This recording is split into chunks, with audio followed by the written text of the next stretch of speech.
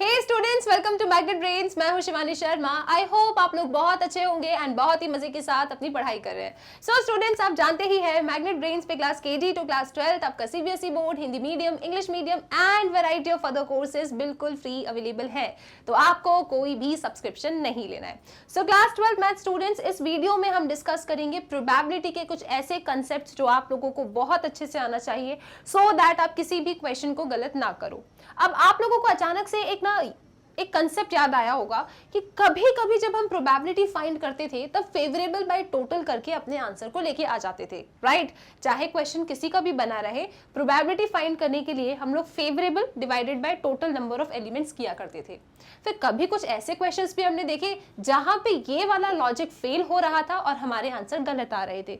I hope आप लोग पकड़ पा रहे हो मैं किस एग्जाम्पल की बात कर रही हूँ। आपकी बुक एनसीईआरटी से एक ऐसा एग्जाम्पल था जहां पे मोस्ट ऑफ द स्टूडेंट्स अपने क्वेश्चन को गलत करते हैं।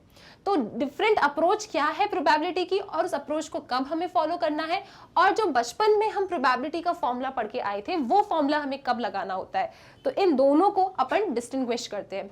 सबसे पहले एक केस 1 ले लेते हैं अपन। केस 1 में हमने क्या किया, हमने एक डाइस को 2 बार थ्रो किया और डाइस हमारी कैसी है, एक फेयर डाइस है, अनबायस्ड डाई है, राइट?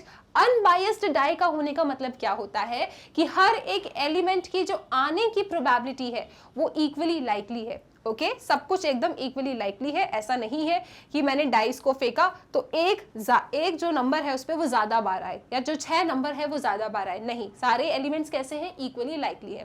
तो जब आपके आउटकम्स इक्वली लाइकली होते हैं तब आप अपना बचपन वाला अप्रोच करते हैं प्रोबेबिलिटी में, that is number of elements favourable जो है divided by total number of elements जो आपके सैंपल स्पेस में भरे पड़े हैं। ओके अब जैसे यहाँ पे मैंने डाइस को 2 बार फेंका है, अब कुछ भी एक्सपेरिमेंट होगा, मेरे पास तो इवेंट ई है और मेरे पास इवेंट एफ है, राइट?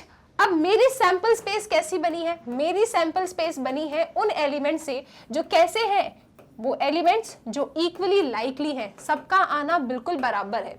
ठीक है, जैसे अगर मैं हल्का सा आप लोगों को सैंपल स्पेस बना के दिखाऊं यहाँ पे, तो आप जानते हैं यहाँ पे हमने लिखा जब 2 डाइस को फेंकते हैं तो आपको 1 1 मिलता है, 1 2 मिलता है, 1 3 मिलता है एंड ऐसे सो ऑन करके 1 6 मिलता है। और ऐसे ही आपकी गाड़ी आगे बढ़ती है 6 1 से लेके कहाँ तक, 6 6 तक। अब यहाँ पे जितने भी एलिमेंट्स है ये सब इक्वली लाइकली है, इन सब की प्रोबेबिलिटी समान है। ठीक है, कैसे देखो, जैसे अगर मैं बात करूं एक डाइस पे 1 आने की प्रोबेबिलिटी क्या होती है, एक डाई पे 1 आने की प्रोबेबिलिटी क्या होती है, 1/6, कॉमा का मतलब है इनटू। दूसरी डाइस पे भी 1 आने की प्रोबेबिलिटी क्या होगी, 1/6। सो 1/6 इंटू 1/6 क्या है, 1/36। ऐसे ही आप चेक कर लीजिए, यहाँ जितने भी आपके 36 एलिमेंट्स लिखे हैं उन सब की प्रोबेबिलिटी कितनी आएगी, 1/36 आएगी। ये चीज आप चेक कर सकते हो। एक आने की प्रोबेबिलिटी 1/6, कॉमा मतलब इनटू, 2 आने की प्रोबेबिलिटी भी कितनी होती है डाइस पे, 1/6। 6 इंटू 6 कितना भी दिल कहे 12, 12 नहीं होता, 36 होता है। ठीक है, तो यहाँ जितने भी एलिमेंट्स रखे हैं इन सब की प्रोबेबिलिटी 1/36 है, मतलब मेरे सैंपल स्पेस कैसी है, इक्वली लाइकली है। तो जब आपकी सैंपल स्पेस इक्वली लाइकली है तब आप कौन सा फॉर्मूला लगा सकते हैं, नंबर ऑफ एलिमेंट्स। जैसे अगर मैं यहाँ पे बात करती हूँ आप लोगों से कि प्रोबेबिलिटी ऑफ ई बता दो मुझे, तो मेरा सेट ई सामने रखा है तो ई सेट की प्रोबेबिलिटी क्या होगी, आप क्या करेंगे ई की प्रोबेबिलिटी बताने के लिए, number of elements in E divided by number of elements in the sample space. तो आप काउंट कर लीजिए कितने हैं, 1 2 3 4 5 6 7 8 9 10 11, राइट? तो आपने क्या किया, 11/36 किया, सही बात है। ओके तो जब आपके सैंपल स्पेस में रखे एलिमेंट्स इक्वली लाइकली होते हैं, हर एक आउटकम की प्रोबेबिलिटी बिल्कुल सेम है, मतलब आप क्या करेंगे, आप अपना बचपन वाला फॉर्मूला लगाएंगे, फेवरेबल डिवाइडेड बाय टोटल। इसी तरीके से आप प्रोबेबिलिटी ऑफ एफ देख सकते हैं, क्या होगा, number of elements in F divided by number of elements in sample space. कितने हैं, 1 2 3 4 5, 5/36। फिर आगे जो कहानी है वो कंडीशनल प्रोबेबिलिटी की है, वहां पे आप समझना चाहे तो देख सकते हैं। ई इंटरसेक्शन एफ निकाला, probability of E intersection F क्या होगी, 1 2, 2/36, मतलब हमने नॉर्मली काउंट किया और जितने एलिमेंट सैंपल स्पेस में थे उससे डिवाइड कर दिया। ठीक है, इसी तरीके से आपने इसकी प्रोबेबिलिटी निकाली, आपको 2/5 मिला। सो आई होप ये चीज आपको क्लियर हुई कि जो हम काम फेवरेबल बाय टोटल किया करते थे वो कब करते थे, जब आपके एक्सपेरिमेंट में जो इवेंट्स हैं, जो एलिमेंट्स हैं, जो आउटकम्स हैं, वो कैसे हो, इक्वली लाइकली हो। ओके, अब बात करते हैं कि अगर कभी हमारे सैंपल स्पेस में जो आउटकम्स बैठे हैं वो इक्वली लाइकली नहीं है, राइट, तो उस केस में हम किस तरीके से प्रोबेबिलिटी फाइंड करते हैं। जैसे आप लोगों के सामने एक सैंपल स्पेस है, आप कुछ भी एक्सपेरिमेंट परफॉर्म किया होगा, मैंने तो बस एक सैंपल स्पेस उठा ली। आप इस सैंपल स्पेस में क्या देख पा रहे हो कि head head head tail, tail 1, tail 2, tail 3, tail 4, tail 5, tail 6। Basically यहाँ पे एक्सपेरिमेंट क्या था कि हमारे पास एक कॉइन है और हमारे पास एक डाइस है, हम उसका कुछ थ्रो कर रहे हैं और फिर एक पेयर बनाते जा रहे हैं। तो मैंने सिर्फ सैंपल स्पेस पिक किया सो दैट मैं आपको समझा सकूं कि ये सैंपल स्पेस में रखे आउटकम्स मेरे इक्वली लाइकली नहीं है। ठीक है मैम, आप कैसे कह सकते हो ये चीज, तो आओ जरा चेक करते हैं अपन। मेरा कहना ये है कि ये जो मेरी सैंपल स्पेस बैठी है ना, it is not equally likely. अब आओ जरा इस बात को कंफर्म करते हैं, ये इक्वली लाइकली नहीं है। तो आप देख सकते हो हेड, एक कॉइन पे हेड आने की प्रोबेबिलिटी क्या होती है, एक कॉइन पे हेड आने की प्रोबेबिलिटी होती है आपकी हाफ, दूसरे कॉइन पे भी क्या होगी, हाफ। तो इस पहले वाली की प्रोबेबिलिटी क्या आई, 1/4। ठीक है जी, इसकी प्रोबेबिलिटी 1/4, इसकी प्रोबेबिलिटी 1/4। लेकिन जैसे ही आप यहाँ पे आते हैं, ये डाइस की बात है 1 से 6 तक, और एच एंड टी आप समझते हैं कॉइन की बात है। तो यहाँ पे टेल आने की प्रोबेबिलिटी हाफ, 1 आने की प्रोबेबिलिटी 1/6, तो आपको मिल रहा है 1/12। सिमिलरली यहाँ पे भी आपको क्या मिलेगा, 1/12। मतलब आपके सैंपल स्पेस में जो एलिमेंट्स रखे हैं उन सब की प्रोबेबिलिटी कैसी आ रही है, डिफरेंट आ रही है। लेकिन प्रीवियस क्वेश्चन में हमने देखा था, जब डाइस को 2 बार रोल किया था, डाइस हमारी एकदम फेयर थी, तो वहां पे जो 36 एलिमेंट्स थे, उन सभी 36 एलिमेंट्स की जो प्रोबेबिलिटी आ रही थी वो कितनी आ रही थी, 1/36। सबकी प्रोबेबिलिटी सेम थी।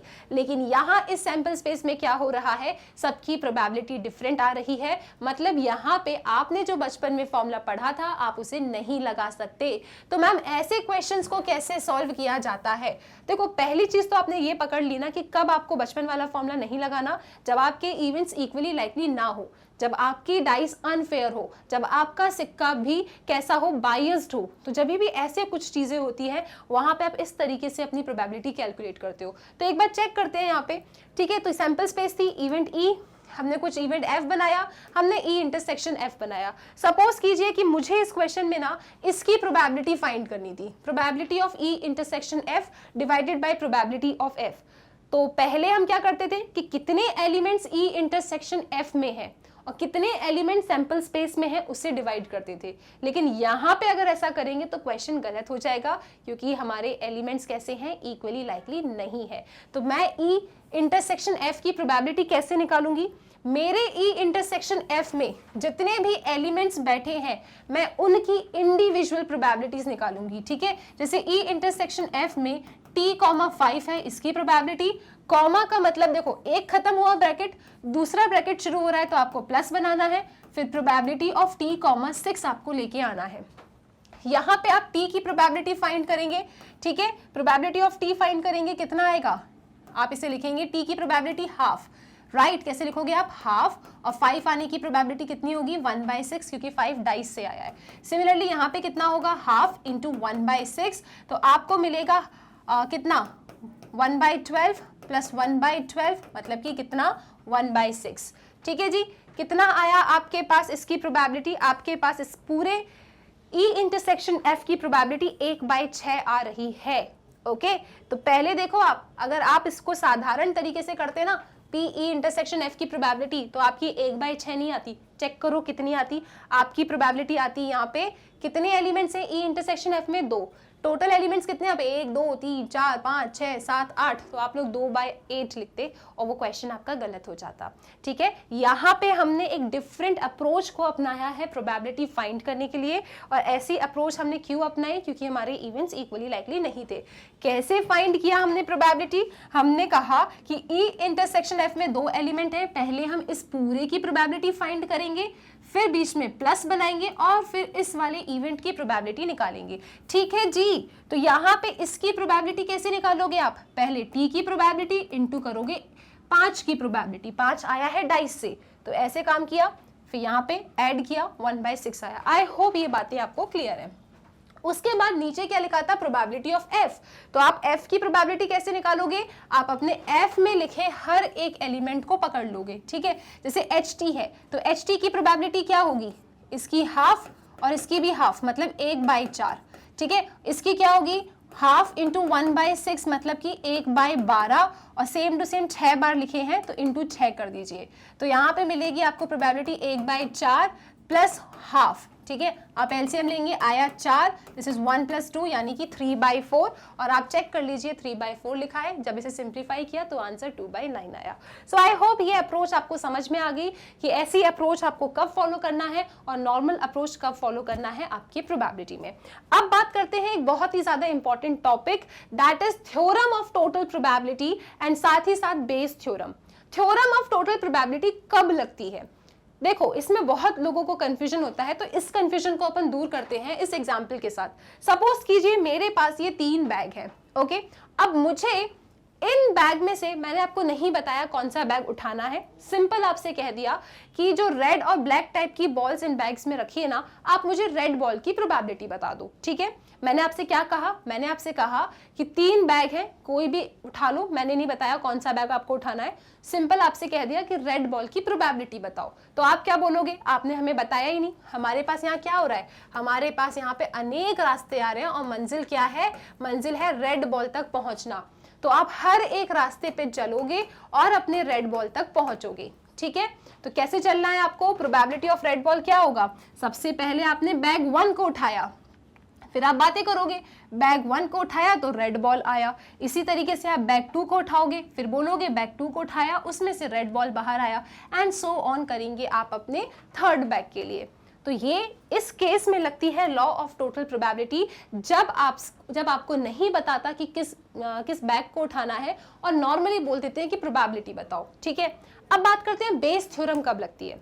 बेस थ्योरम हम तब लगाते हैं जब एक इवेंट हो चुका होता है, ठीक है। एक इवेंट हो चुका है, जैसे हमने कहा कि हमने ना रेड बॉल बाहर निकाल ली है। प्रीवियस क्वेश्चन में आपसे रेड बॉल की प्रोबेबिलिटी पूछी थी। बेस थ्योरम में क्या बोलते हैं कि हमने रेड बॉल निकाल ली, ठीक है। आप ये बता दो कि बैग 1 से निकाली है, ठीक है। 3 बैग्स थे ना, हम आपसे क्या कह रहे हैं, हमने रेड बॉल निकाल ली है बाहर, आप बता दो बैग 1 से निकालिए, मतलब आप बैकवर्ड डायरेक्शन में जा रहे हो। तो एक इवेंट होता है आपके बेस थ्योरम में जो हो चुका होता है, और कुछ इवेंट्स होते हैं जो इस इवेंट के कॉज होते हैं, राइट। हो सकता है रेड बॉल E1 से आया हो, E2 से आया हो, E3 से आया हो। तो बेस थ्योरम में क्या, एक इवेंट हो चुका है, राइट, और कुछ इवेंट्स ऐसे होते हैं जो उसके कॉज होते हैं। तो आपको इनने बोला कि फर्स्ट बैग से आया हो, तो आप फाइंड करेंगे कि रेड बॉल तो निकाल ली है बाहर, ये बताओ बैग 1 से आई है। तो वही फेवरेबल बाय टोटल, जिस तरीके से मैंने आपको याद कराया था, उस अप्रोच को आप लगाएंगे और इस क्वेश्चन को उड़ा देंगे। जैसे कि मैंने कहा बैग 1 से आई है, तो आप बोलोगे बैग 1 की प्रोबेबिलिटी इनटू, अब बैग 1 से आ चुकी है लेकिन कौन आई, रेड बॉल आई, फिर डिवाइड कर देंगे टोटल से, जितने भी रास्ते हैं उन्हें ऐड कर देंगे। तो इस तरीके से आपका बेस थ्योरम लगता है। आई होप आपको आइडेंटिफिकेशन समझ में आया होगा कि कब हमें लॉ ऑफ टोटल प्रोबेबिलिटी लगाना है, कब हमें बेस थ्योरम लगाना है, और इसके साथ साथ कब हमें नॉर्मल अप्रोच लगानी है अपनी प्रोबेबिलिटी में और कब थोड़ी डिफरेंट अप्रोच लगानी है प्रोबेबिलिटी में। डिफरेंट अप्रोच क्या कहती है कि जितने भी आउटकम्स रखे हैं उनकी प्रोबेबिलिटीज निकालो, साथ में है तो इनटू कर दो, फिर कॉमा है प्लस कर दो, फिर जो दूसरा एलिमेंट है उसकी प्रोबेबिलिटी निकालो। इस तरीके से आप सेकंड अप्रोच को फॉलो करते हो। कब फॉलो करते हो, जब आपके इवेंट्स इक्वली लाइकली ना हो। आई होप ये छोटी छोटी बातें आप याद रखेंगे। सो स्टूडेंट्स, आप जानते हैं मैग्नेट ब्रेन्स की वेबसाइट है, जिसे गूगल पे जाके आप magnetbrains.com डाल के सर्च कर सकते हैं। जब आप सर्च करेंगे आपके सामने किस टाइप का पेज ओपन होगा।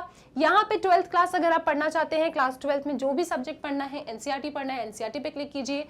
मैं आपको मिलूंगी पढ़ाते हुए, एंड स्टूडेंट्स पढ़ते रहिए मैग्नेट ब्रेन्स के साथ।